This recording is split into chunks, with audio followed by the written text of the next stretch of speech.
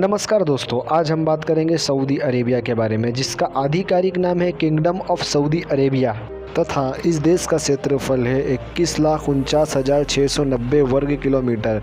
बस इसी वजह से ये दुनिया का 13वां सबसे बड़ा देश बनता है। इस देश की आधिकारिक मुद्रा रियाल है और इस देश का एक रियाल भारतीय 20 रुपये बराबर होता है। 2018 के सर्वे के अनुसार इस देश की जनसंख्या 33.7 मिलियन थी। आधिकारिक रूप से सभी सऊदी निवासी मुस्लिम है, जिसमें से 15% शिया मुस्लिम है जो सऊदी अरब के पूर्वीय प्रांतों में निवास करते हैं।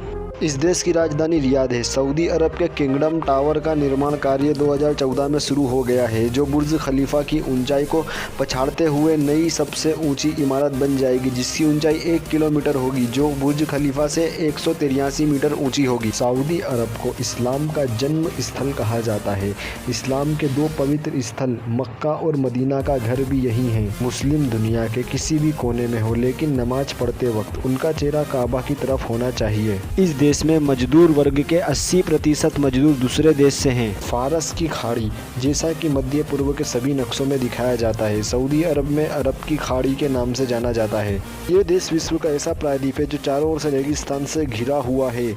सऊदी अरब में रियाद का ऊंट बाजार विश्व का सबसे बड़ा ऊंट बाजार है, जहां प्रतिदिन 100 ऊंट बिकते हैं। सऊदी अरब में प्रति वर्ष अल जेनान दरिया नामक उत्सव के दौरान होने वाली ऊंट दौड़ में 2000 प्रतिभागी भाग लेते हैं, जिसे द किंग्स ऑफ कप कहा जाता है, जिसमें 19 किलोमीटर तक ऊंटों की दौड़ होती है। सऊदी मीट में सबसे पसंदीदा व्यंजन बेबी कैमल है, जिसे जिद्दा और जेजाज में काफी पसंद किया जाता है। इस देश में विवाह समारोह का आयोजन पुरुष और महिलाओं के लिए अलग अलग रखा जाता है। हालांकि एक मौके पर दूल्हा दुल्हन एक साथ आते हैं। 1503 में इटली निवासी लुडोविका दे वर्थेमा मक्का में प्रवेश करने वाला पहला गैर मुस्लिम था, जिसने 3 सप्ताह तक मक्का में गुलाम बनकर बिताए तथा तीर्थ यात्रियों की सुरक्षा करता रहा। वो बिना किसी घटना के मक्का से निकल तो गया, लेकिन यमन में अरबी भाषा भूल जाने की वजह से पकड़ा गया और तुरंत जेल में डाल दिया गया। लेकिन वहाँ से भी वो 3 महीने बाद किसी तरह से बच निकला। उसे सुल्तान की ही किसी दासी ने बाहर निकालने में मदद की थी। सऊदी में किवदती प्रचलित है।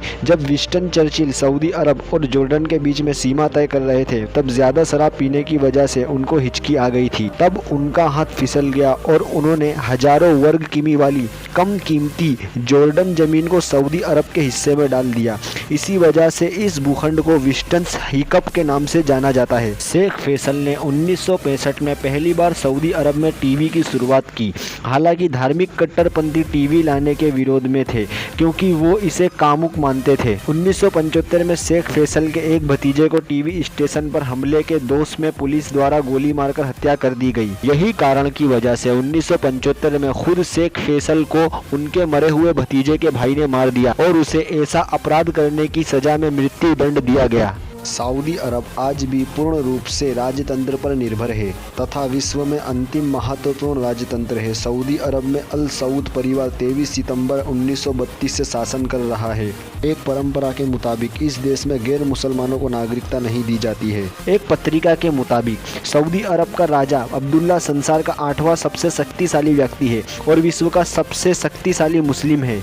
जनवरी 2015 से सलमान बिन अब्दुल अजीज अल सऊद यहाँ के राजा हैं। 2012 से सऊदी अरब ने सरकारी दफ्तरों और सार्वजनिक स्थानों पर धूम्रपान पर प्रतिबंध लगा दिया है। एक आंकड़े के अनुसार सऊदी अरब विश्व में तंबाकू का आयात करने वाला 4था बड़ा देश है और सऊदी अरब के लोग सिगरेट पर प्रतिदिन 500 रुपये खर्च कर लेते हैं। हालांकि ये एक मुसलमान देश है, परंतु यहाँ पर शराब पीना या फिर शराब बेचना एक गैर कानूनी है। लेकिन अमुक शौकीन लोग यहाँ पर ब्लैक मार्केटिंग के जरिए, लघु उद्योग के जरिए यहाँ पे शराब का सेवन करते हैं और शराबियों तक शराब पहुँचाते हैं।